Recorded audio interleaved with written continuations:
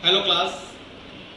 आज हम इन दिनों जिस प्रकार की महामारी से जूझ रहे हैं, कोरोना एक बड़ा संकट है जिसकी वजह से इन दिनों आपकी कक्षाओं में उपस्थिति नहीं हो पा रही है। हम लोगों ने कोशिश की है कि आपके सत्र की शुरुआत में ही आपको एक बेहतर शिक्षा मिल सके। इसके लिए हम लोगों ने, मेरे पूरे स्टाफ ने मिलकर ऑनलाइन क्लासेस शुरू किया है। इस ऑनलाइन क्लास के माध्यम से हम आपको एक वीडियो सेंड करते हैं, उसका लिंक सेंड करते हैं।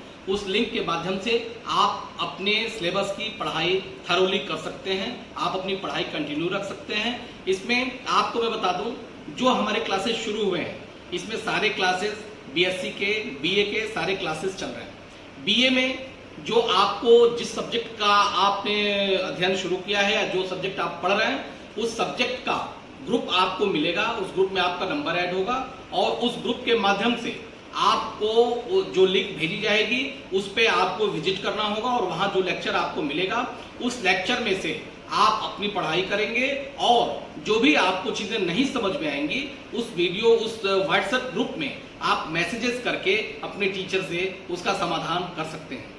आज मैं बीएस सेकेंड ईयर में भूगोल के आर्थिक भूगोल पे थोड़ी चर्चा आपसे करना चाहता हूं। आपके विषयाध्यापक ने आर्थिक भूगोल के विषय क्षेत्र और अर्थ के बारे में आपसे पिछले दिनों चर्चा की थी। इसके पहले उन्होंने इसका सिलेबस भी आपको सेंड किया था, मैंने व्हाट्सएप पे चेक किया था और उस सिलेबस में आपने देखा होगा कि जो एक महत्वपूर्ण चीज थी, आप परिभाषा, अर्थ एवं विषय क्षेत्र, इस पर आपको लेक्चर मिल चुका है। इसके बाद जो बात आती है वो हम बात करते हैं आर्थिक भूगोल में संसाधन की। संसाधन क्या होते हैं, सबसे पहले इसकी चर्चा हम करते हैं। संसाधन हर वह चीज जो हमारे ग्राउंड पर अवेलेबल है, जो हमारी धरती पर उपलब्ध है और जिसको अपनी बुद्धि और अपने विवेक के माध्यम से अपने जरूरत के लिए हम प्रयोग करते हैं, हर वह चीज संसाधन है। वो वस्तु तब तक संसाधन नहीं है जब तक उसका हम किसी स्तर से प्रयोग नहीं करते। जब हम उसको अपने विवेक के माध्यम से प्रयोग करना शुरू कर देते हैं तो वस्तु हमारे लिए एक संसाधन बन जाती है। जैसे मैं आपको बताऊं, हम पहले कोयले का उदाहरण देते हैं। कोयला वनस्पतियों का दबा हुआ एक औषधि चट्टान होता है जो बाद में रूपांतरित होकर कोयले के रूप में कन्वर्ट होता है और यह कोयला तब तक हमारे लिए एक काली कलर की वस्तु थी जब इसके प्रयोग के बारे में, इसके अंदर छिपे हुई ऊर्जा के बारे में हम नहीं जानते थे। हमने जब इसकी ऊर्जा का ज्ञान किया, इसका मूल्यांकन किया, तो इसको हमने एनर्जी के एक बहुत बड़े अप्रोच के रूप में, बहुत बड़े सोर्स के रूप में प्रयोग करना शुरू किया। तो हमने अपने विवेक से, अपनी बुद्धि से, अपने ज्ञान से जाना कि कोयला हमारे लिए एक संसाधन है और उसी संसाधन को आज हम ऊर्जा के एक बड़े स्रोत के रूप में प्रयोग करते हैं। इसलिए मित्रों, एक बात मैं बताऊं, कोई भी वस्तु तब तक संसाधन नहीं बनती है जब तक कि हम उसके प्रयोग को शुरू नहीं करते हैं या हम अपने विवेक से, अपने दिमाग से उसके उपयोगिता को नहीं समझ पाते। कोयले की उपयोगिता को हमने जाना तो वह हमारे लिए एक संसाधन बना। इसीलिए यह कहा जाता है कि मनुष्य का ज्ञान ही सबसे बड़ा संसाधन है। मनुष्य अपनी जरूरत के हिसाब से धरती पर या हमारे आसपास उपलब्ध किसी भी वस्तु को संसाधन के रूप में कन्वर्ट कर सकता है, संसाधन के रूप में उसको यूज कर सकता है। जैसे जल पहले के समय में एक सामान्य बहती हुई गति के रूप में एक नदी थी जिसको हमने डैम बनाया। डैम बना के फिर उसको हमने वहां से उसमें हाइड्रो इलेक्ट्रिसिटी पैदा की और उस हाइड्रो इलेक्ट्रिसिटी के माध्यम से आज घर घर में बिजली चल रही है, पंखे चल रहे हैं, एसी चल रहे हैं, जो भी चल रहा है उसके माध्यम से चल रहा है। पानी हमारे लिए पहले बस इतनी ही उपयोग की वस्तु थी कि बारिश हुई, पहाड़ों से जल इकट्ठा चला, नदियों के माध्यम से समुद्र तक पहुंच गया, सिंचाई कर लिया, काम खत्म।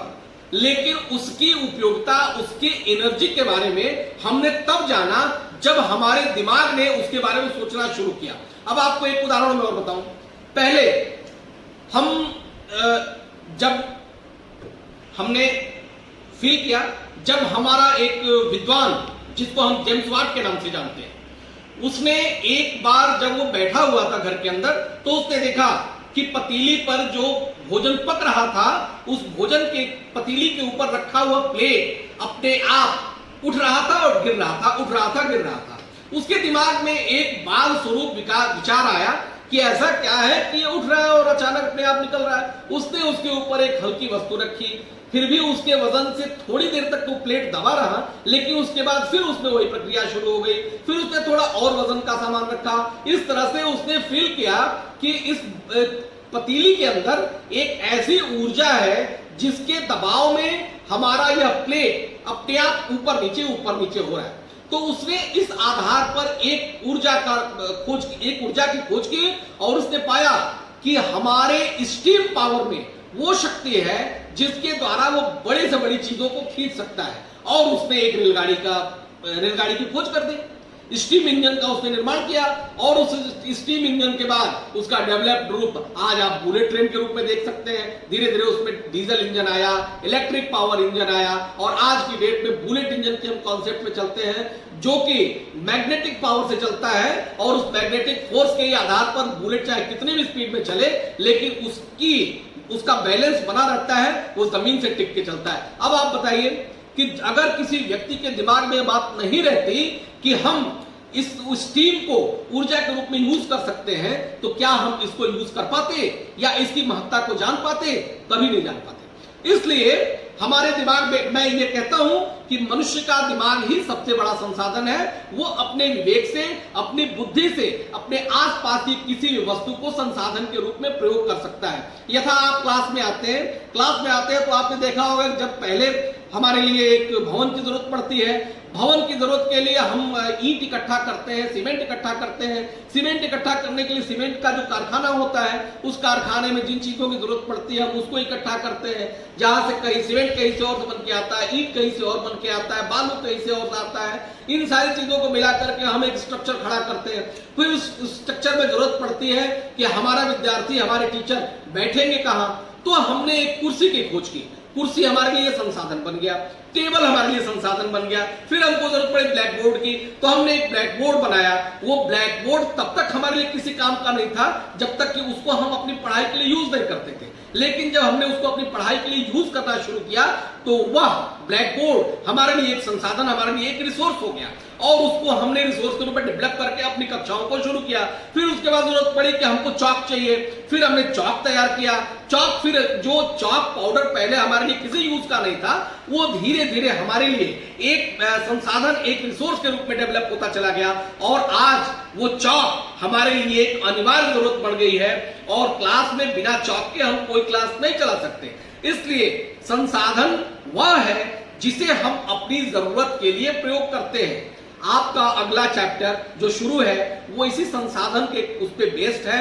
मनुष्य अपनी जरूरतों के हिसाब से पृथ्वी तल पर, पृथ्वी के अंदर या पृथ्वी के ऊपर उपलब्ध समस्त वस्तुओं का अपनी जरूरत के हिसाब से जो प्रयोग करता है वही संसाधन है। जैसे आप ये जान सकते हैं कि ऑक्सीजन को हमारे लिए जो एक प्राणदायी वायु है उसको हम अपने जीवन के लिए यूज करते हैं सांस लेने में, और उसके बाद अगर उसकी जरूरत हमको नहीं पड़ती तो हम नहीं जान पाते कि ऑक्सीजन क्या है।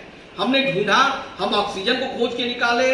हम जमीन में पैदा करने वाली किसी भी खाद्यान्न के उसके लिए जो हमको कंपोस्ट की जरूरत पड़ती है या जिस भी हमको केमिकल की जरूरत पड़ती है उन केमिकल्स को हमने खोज किया तो वो हमारे लिए एक रिसोर्स बना। वो इसी तरह से आज की डेट में विश्व में हम एक जब अपनी तुलना करते हैं तो हम जनसंख्या के मामले में हमारा देश विश्व के दूसरे क्रमांक पे आता है। पहले क्रमांक पे चाइना है, दूसरे क्रमांक पे हमारा देश भारत आता है। विश्व की पूरी देशों की अगर हम तुलना करें तो भारत देश क्षेत्रफल के दृष्टिकोण से 7वें स्थान पर है और जनसंख्या के दृष्टिकोण से दूसरे स्थान पर है। तो अगर जनसंख्या को हम एक रिसोर्स के रूप में यूज करते हैं, क्योंकि जन संसाधन धरती का सबसे प्रमुख संसाधन है जिसके आधार पर किसी भी फैक्ट्री, किसी भी उसके कार्यकलाप में हम अपना डेवलपमेंट करते हैं। मानव ही उसका धारक है और मानव ही उसका कारक है, मानव ही उसका जनक है। तो मानव ही धरती का सबसे प्रमुख संसाधन है। इस आधार पर जन संसाधन को एक महत्वपूर्ण संसाधन के रूप में हम देखते हैं। जैसे कि आप लकड़ी, कोयला, पेट्रोलियम, नेचुरल गैस और ऑक्सीजन, केमिकल, वाटर, हवा, एयर जो भी है, इसके साथ साथ हम मनुष्य को भी एक बड़े संसाधन के रूप में देखते हैं, जो हमारे देश और हमारे राष्ट्र के साथ साथ पृथ्वी के संस्कृतियों के विकास में सबसे महत्वपूर्ण भूमिका निभाता है। इसलिए दोस्तों, जिस प्रकार से बाकी संसाधन है, उसी प्रकार से मनुष्य भी एक संसाधन है। ये हमारे संसाधन की संकल्पना है। संसाधन की संकल्पना के बाद इसके स्वरूपों की चर्चा अगले अध्याय में हम करेंगे। तब तक के लिए थैंक यू।